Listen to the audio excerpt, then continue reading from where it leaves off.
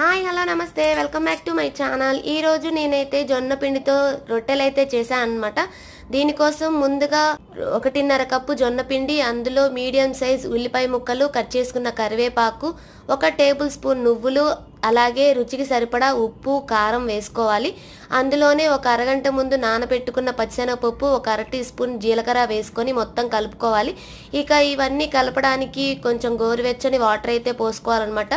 తర్వాత దీనిని మొత్తం చపాతీ పిండిలా కలుపుకొని చేతికి ఆయిల్ అయితే రాసుకొని కొంచెం పిండిని అయితే తీసుకొని ఒక కవర్ మీద ఆయిల్ అప్లై చేసుకొని దీన్ని పల్చగా ఇట్లాగా ఒత్తుకోవాలన్నమాట. తర్వాత పొయ్యిలిగించి పెనం పెట్టుకొని ఆయిల్ అయితే వేసుకోవాలి. దీన్ని ఇప్పుడు ఈ జొన్న రొట్టెని డైరెక్ట్గా తీసుకెళ్ళి దానిపైన వేసేసి 2 వైపులా గోల్డ్ కలర్లో వచ్చేట్టు ఆయిల్ వేసుకొని వేయించుకుంటే మనకి ఎంతో టేస్ట్ అండ్ హెల్తీగా ఉండే జొన్న రొట్టెలు రెడీ అయిపోతాయి. పిల్లలు కూడా చాలా ఇష్టంగా తింటారు. వీడియోని లైక్ చేయండి, సబ్స్క్రైబ్. Bye bye.